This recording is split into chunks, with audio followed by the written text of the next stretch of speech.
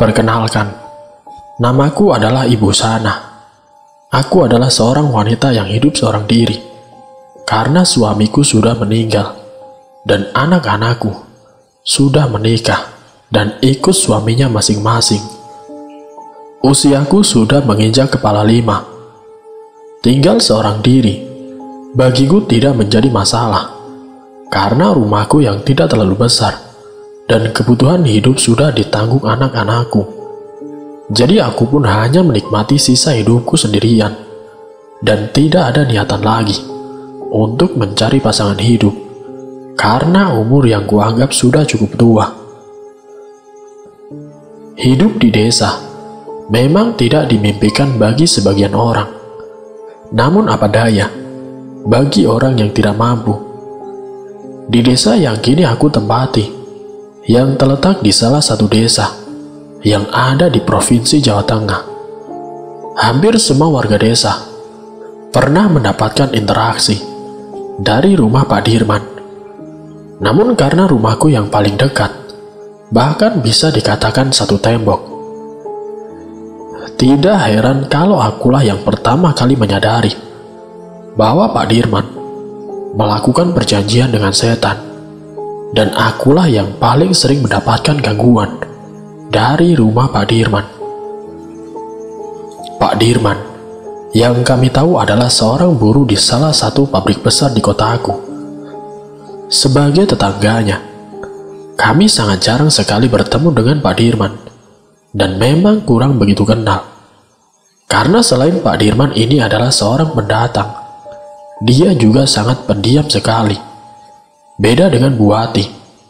Bu Wati adalah istri Pak Dirman, yang kami kenal memang sangat ramah dan sangat aktif dalam semua kegiatan sosial. Namun sudah sebulan ini, desaku mengadakan lockdown akibat pandemi COVID-19 yang melanda seluruh dunia. Karena dibatasinya kegiatan, banyak orang kehilangan pekerjaannya, termasuk Pak Dirman. Bahkan orang sekelas Pak Dirman dibuat menggap-menggap oleh situasi seperti ini. Entah karena apa dan bagaimana caranya, Pak Dirman beralih profesi. Ia mendadak menjadi pemuka agama yang tersohor di wilayahnya. Setelah hampir 1 tahun, ia keluar dari pekerjaannya. Pak Dirman ini memang pemuka agama. Ia juga mengandalkan identitasnya untuk mencari uang. Awalnya ia tidak sengaja menjadikan titel ustadz sebagai mata pencahariannya. Saat itu ia mengadakan pengajian di masjid terdekat yang dihadiri oleh beberapa orang saja. Namun Pak Dirman tidak menyangka bahwa ia diberikan pesangon selepas pengajian itu. Karena jumlah yang lumayan, Pak Dirman akhirnya rutin mengadakan pengajian itu di masjid itu. Dan singkat ceritanya, Pak Dirman menjadi kiai terkenal dan diundang pengajian di mana-mana. Dari situlah, ia akhirnya menjadikan pengajian sebagai mata pencahariannya. Tapi kalau ditelusuri kembali, sebenarnya Pak Dirman tidak memiliki ilmu agama yang mumpuni. Bisa dibilang, ia tidak punya sanad ilmu atau turunan ilmu dari siapapun. Ia hanya belajar dari ustadz dan kiai yang menyiarkan dakwanya di YouTube. Pak Dirman hanya menyebarkan ulang pengetahuan yang ia dapat dari situ. Pagi itu seperti biasanya, aku memulai hari dengan membereskan dan membersihkan rumahku. Tetapi siapa sangka, hari itu adalah awal dari sebuah cerita yang berakhir tragis dari keluarga Pak Dirman. Karena rumah kami memang bergandengan, jadi hampir semua kegiatan keluarga Pak Dirman aku bisa mendengarnya.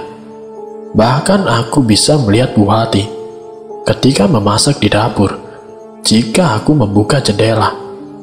Karena dapur Pak Dirman ini memang terletak di belakang rumah dengan tembok yang masih belum tertutup dengan rapat. Jadi apapun masakan Bu Wati saat itu, aku bisa melihatnya. Dan hal itu memang sudah menjadi pemandangan wajar dalam hidup bertetangga seperti kami.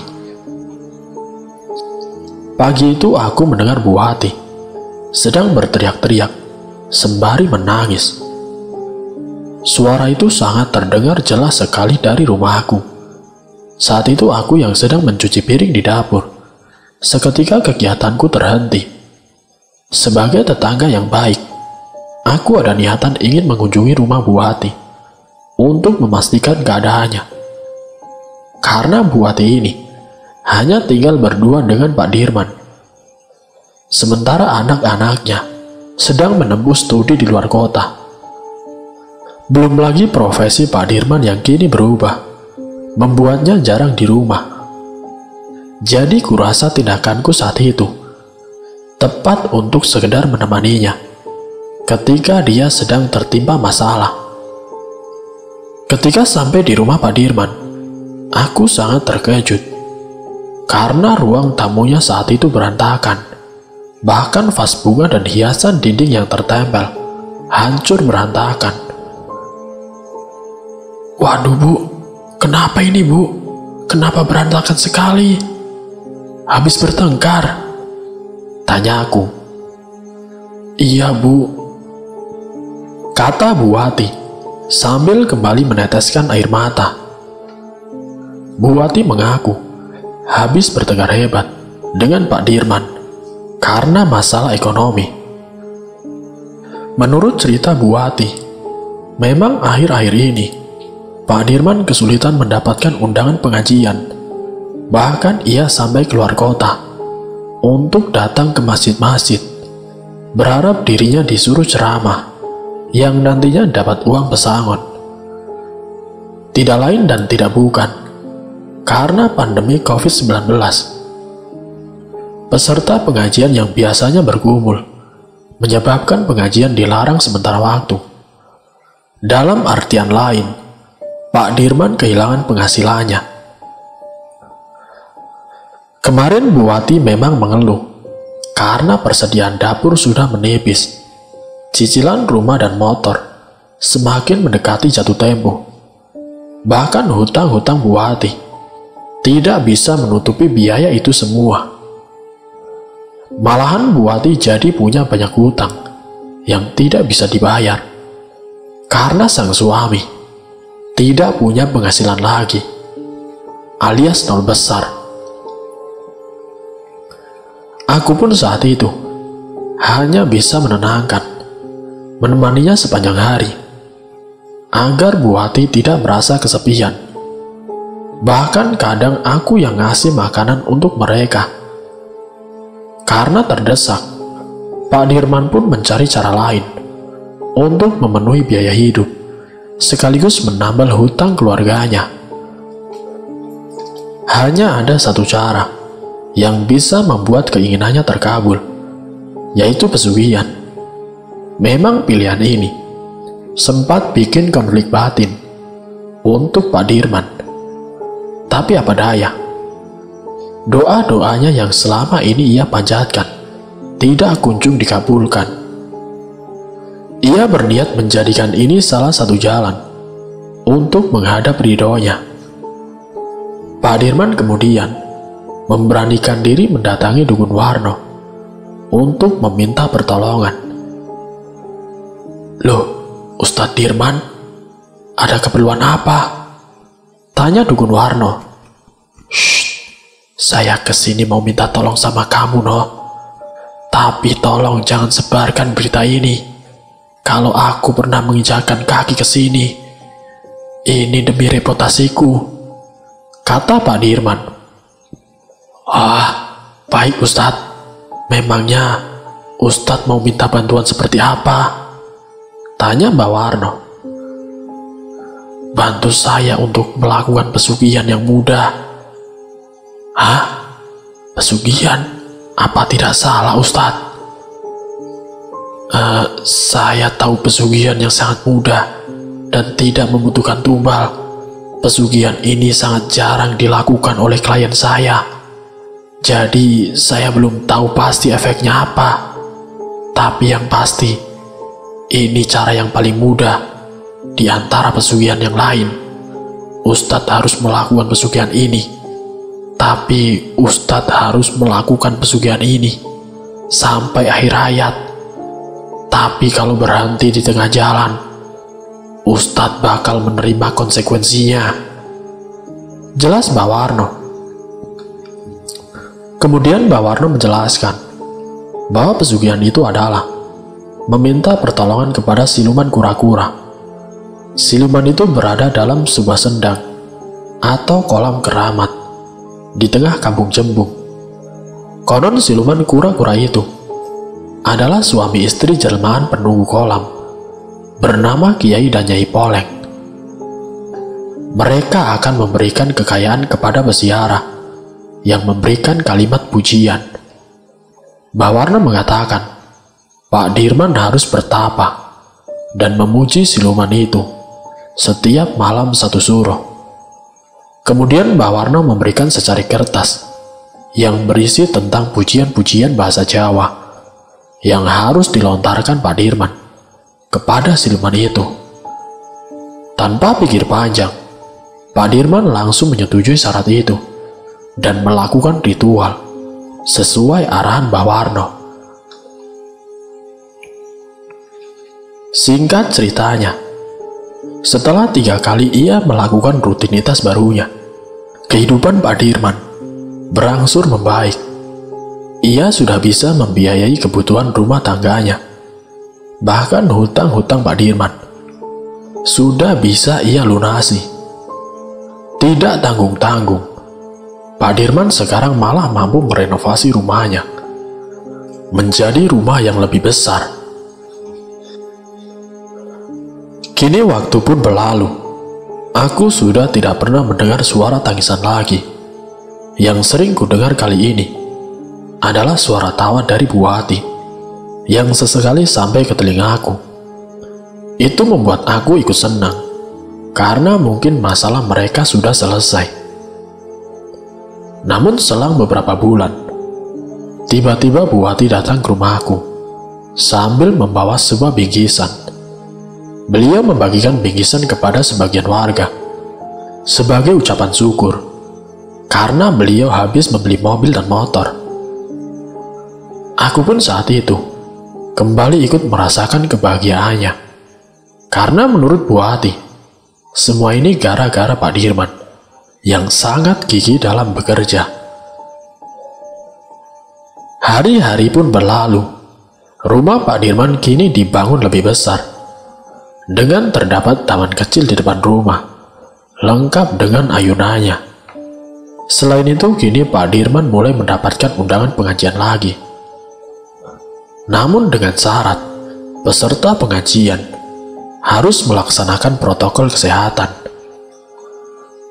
Namun seiring berjalannya dengan waktu, semuanya berubah menjadi kecurigaan. Ketika hampir setiap malam, aku mencium aroma bunga melati dari arah rumah Pak Dirman, dan sering kali aku berkunjung ke rumah Pak Dirman untuk memastikan keberadaan tanaman tersebut, dan anehnya aku tidak pernah menemukannya. Semakin hari aku semakin tidak berani berkunjung lagi ke rumah Pak Dirman, karena menurut warga sekitar, setiap melewati rumah Pak Dirman, mereka selalu mencium aroma bunga melati, dan sering kali warga melihat sosok kuntilanak yang sedang duduk di ayunan depan rumah. Jendela rumahku pun sudah jarang kubuka, karena pernah sekali aku buka, dan aku melihat ke arah rumah Pak Dirman. Aku juga melihat sosok wanita berwajah sangat menyeramkan, berdiri melihat ke arahku. Mulai saat itu, kami warga sekitar meyakini bahwa Pak Dirman telah melakukan perjanjian dengan setan untuk mendapatkan kekayaan. Namun tidak hanya di situ saja. Setiap aku melihat Pak Dirman keluar rumah, pasti di situ ada sosok wanita yang mengikutinya. Kalau lagi membawa mobil, dia selalu di sampingnya. Dan kalau keluar membawa motor, dia juga selalu dibonceng di belakangnya. Pada awalnya, memang kukira wanita tersebut adalah Bu Wati. Tapi ternyata aku salah. Hal itu dapat kupastikan. Setelah beberapa kali, wanita tersebut menoleh ke arahku. Wajah putih pucat, dengan bercampur darah di sebagian wajahnya, membuat aku menduga dia adalah setan. Berita tentang pesugihan Pak Dirman beredar dengan sangat cepat dari mulut ke mulut. Gosip warga ini tentu saja tidak aku katakan kepada Bu Wati, karena aku takut menyinggung perasaannya. Beberapa bulan kemudian, aku sudah tidak pernah lagi melihat Pak Dirman. Begitu juga Bu Wati. Beliau sudah jarang sekali keluar rumah. Rumahnya setiap hari tertutup dan hampir tidak pernah menerima tamu. Hingga pada suatu malam, aku mendengar teriakan yang sangat keras dan suara orang bertengkar hebat dari arah rumah Pak Dirman. Karena aku hanya sebagai tetangga dan tidak mau ikut campur urusan rumah tangga orang, akhirnya aku hanya bisa diam mendengarkan. Karena suaranya memang semakin jelas di antara keheningan malam. Suara pertengkaran ini semakin keras, dengan sesekali terdengar suara benda jatuh, seakan dibanting ke lantai, dan ditambah seperti ada suara pukulan berkali-kali. Hal itu tentu saja membuatku sangat khawatir dengan keadaan Bu Wati. Dan tidak beberapa lama kemudian, aku mendengar suara mobil Pak Dirman keluar dari rumah dengan kecepatan penuh. Setelah Pak Dirman keluar rumah, kukira saat itu Bu Wati ikut keluar, tapi ternyata tidak. Saat itu lagi-lagi, aku mendengar suara tangisan Bu Wati dan terdengar sangat memilukan. Karena saat itu aku khawatir dengan keadaan Bu Wati. Tanpa pikir panjang, aku memutuskan untuk segera pergi ke rumah Pak Dirman untuk menolong Bu Wati. Namun sampai di depan rumah, aku langsung disambut dengan penampakan sesosok wanita berbaju putih sedang duduk di ayunan sambil bersenandung. Saat itu aku langsung ketakutan dan berlari ke arah samping rumah Pak Dirman. Karena di pintu depan, selain dijaga kuntilanak, pasti pintunya juga dikunci. Jadi aku lewat jendela saja. Di sela-sela aku berlari, tepat di sampingku, tiba-tiba aku ditemani sosok anak kecil yang ikut berlari. Masih teringat jelas di ingatanku. Sosok anak kecil tersebut tidak memakai baju dan memiliki mata yang sangat kecil sekali, serta di kepalanya, di bagian belakangnya, hanya setengah bagian saja. Saat itu aku sangat ketakutan dengan terus berlari dan mencoba mencari sumber suara tangisan Bu Wati sambil sesekali memanggil namanya. Akhirnya Bu Wati menanggapi panggilanku. Setelah ku ikut instruksi Bu Wati, aku pun berhasil memasuki rumah Pak Dirman melalui jendela samping rumah. Dan aku pun menemukan Bu Wati dalam keadaan yang sangat mengagetkan. Bu Wati duduk sambil tubuhnya berlumuran dengan darah dan masih ada sebilah pisau dapur yang masih menancap di bagian pahanya. Saat itu aku langsung sangat terkejut dan mencoba menolongnya. Setelah darahnya ku bersihkan dan pisaunya ku tarik keluar, aku mencoba mengajak Bu Wati untuk keluar rumah. Karena menurutku waktu itu, Bu Wati dalam keadaan membahayakan jika terus di rumah ini. Namun betapa kagetnya aku setelah tawaranku ditolak Bu Wati. "Ayo keluar Bu, kita cari bantuan, biar suamimu dilaporkan kepada polisi," ajakku pada Bu Wati. "Jangan Bu, tidak usah. Aku di sini saja. Aku sudah diancam. Jika aku keluar atau cari bantuan, aku akan dibunuh," ucap Bu Wati sambil menangis. "Sudah Bu, ayo cepat. Aku yang tanggung jawab. Nanti setelah kita berhasil keluar, kamu tidak usah balik ke rumah ini lagi. Kita laporkan kepada warga dan polisi, biar suamimu ditangkap." Aku memaksa Bu Wati. Dan entah mungkin karena ada alasan lain yang memang aku tidak tahu. Yang jelas saat itu, Bu Wati tetap bersikukuh, tidak mau meninggalkan rumahnya saat itu. Aku pun tidak tega meninggalkan dia sendirian, dan khawatir ada hal buruk terjadi. Akhirnya aku juga memutuskan untuk tetap berada di rumahnya, sambil menunggu Pak Dirman. Ketika aku selesai mengangkat Bu Wati ke atas kursi, tiba-tiba dari arah dapur terdengar suara orang membanting piring dan gelas. Dan setelah aku pergi memastikannya, ternyata tidak ada seorang pun di dapur, tetapi bekas pecahan piring dan gelas tersebar berantakan. Aku pun kembali menemani Bu Wati. Bu Wati tahu kan sebenarnya kalau di sini sekarang jadi berhantu. Rumah ini tidak cuma berhantu, Bu, tapi seolah rumah ini mau dikuasai dan tidak ada yang boleh mendekati, apalagi menempati. Warga sekitar sudah banyak yang bilang, Bu, ucapku menjelaskan. "Iya, saya tahu itu, Bu," jawab Bu Wati. "Terus kenapa Bu Wati tidak pindah saja? Keselamatanmu terancam loh Bu kalau di sini terus. Kenapa kamu tidak cerita pada aku, Bu?" terangku. "Aku tidak bisa cerita banyak, Bu. Mas Dirman sekarang jadi aneh.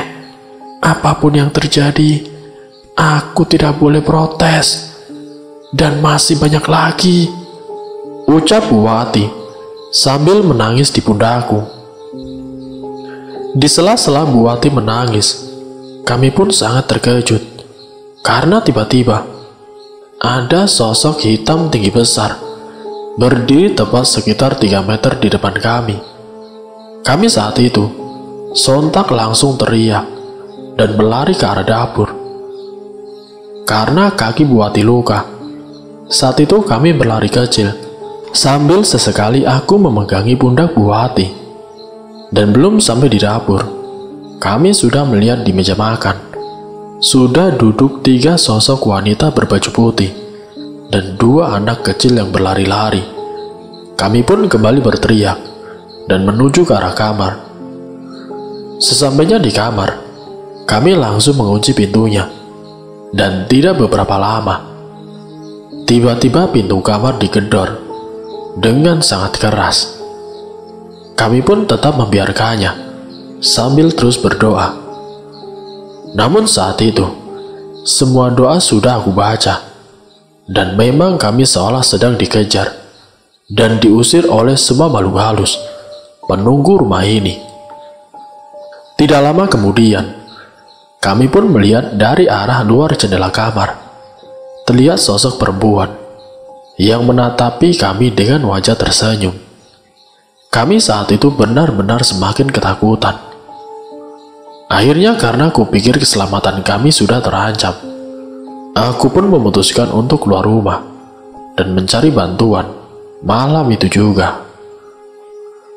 Ketika pintu kamarku buka, aku menuju ke arah dapur, dan setelah kupastikan semua aman, aku kembali ke kamar dan mencoba mengajak kembali Bu Wati agar mau diajak keluar. "Ayo Bu, mereka sudah tidak ada. Ayo keluar. Di sini bahaya Bu. Ayo kita minta bantuan sama Pak RT," Ajakku. Namun Bu Wati saat itu tidak menjawab dan hanya mengangguk. Akhirnya dengan berjalan pincang, kami pun menuju gerbang depan. Namun belum sampai gerbang depan, Bu Wati tiba-tiba, ia tidak sadarkan diri. Setelah tahu keadaan Bu Wati yang pingsan, akhirnya aku pergi keluar untuk mencari bantuan. Dan ketika aku sampai di depan rumah, lagi dan lagi, aku melihat sosok wanita yang duduk di ayunan sambil tertawa cekikikan. Saat itu aku sudah tidak menghiraukannya. Akhirnya aku pun membangunkan tetanggaku satu persatu. Dan memang sangat sulit sekali. Selain waktu yang sudah hampir pagi, ditambah saat itu, warga setempat memang takut kalau diajak melewati rumah tersebut, apalagi memasukinya. Jadi saat itu, aku benar-benar kesulitan untuk mencari bantuan. Singkat ceritanya, aku berhasil membawa beberapa warga untuk menyelamatkan Bu Wati. Akhirnya Bu Wati pun berhasil diselamatkan dan diistirahatkan di dalam rumahku. Karena saat itu warga sudah heboh, jadi rumahku sangat ramai sekali hingga pagi hari. Dan betapa kagetnya kami semua saat pagi hari Pak Dirman datang dengan tanpa dosanya mengajak Bu Wati kembali pulang ke rumah. Warga yang berada di rumahku terdiam tidak bersuara, sementara Bu Wati yang diajak pulang hanya menurut, sama sekali tidak ada penolakan. Sampai singkat ceritanya, kehidupan keduanya pun kembali harmonis. Pak Dirman sendiri sekarang sering berbaur dengan warga sekitar. Isu tentang pesugihan pun dibantah, dan Pak Dirman berdalih kalau memang rumah yang ditempatinya itu memang angker.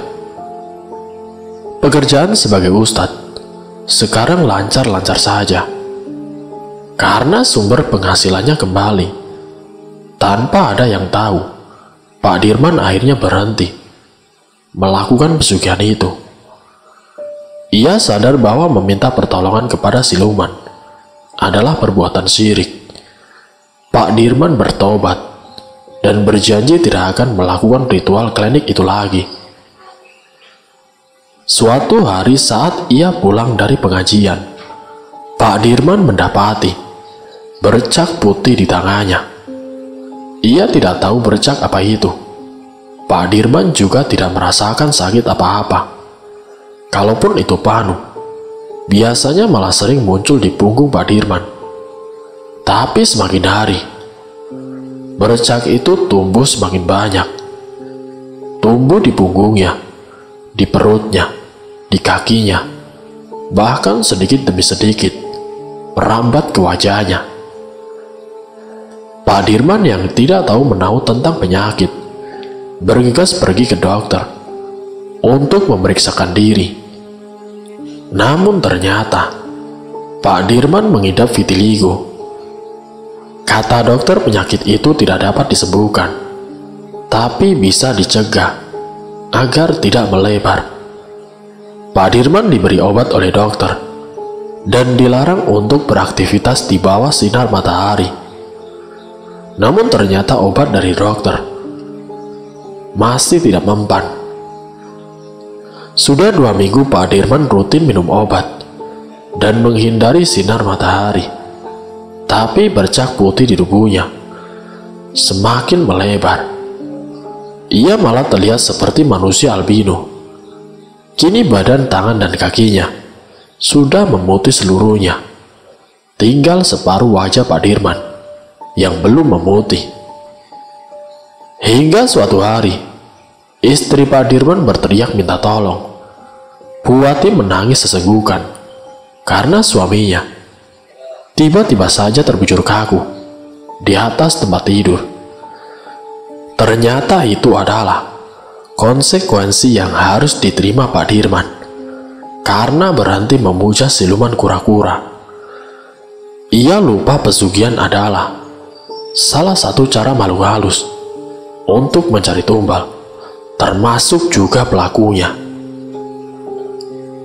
Hingga akhirnya, setelah 100 hari kematian Pak Dirman, rumahnya pun dijual, dan kini oleh pemilik barunya. Rumah tersebut sudah direnovasi agar jauh dari kesan angker. Kini rumah tersebut sudah terlihat lebih segar dan bagus. Dan setelah kurang lebih 1 tahun berlalu, Bu Wati ku ketahui sudah menikah kembali dan hidup bersama suaminya yang baru, dengan sesekali kemari untuk mengunjungiku. Semoga dari kisah ini kita dapat mengambil hikmah dan juga pelajarannya. Wassalamualaikum warahmatullahi wabarakatuh.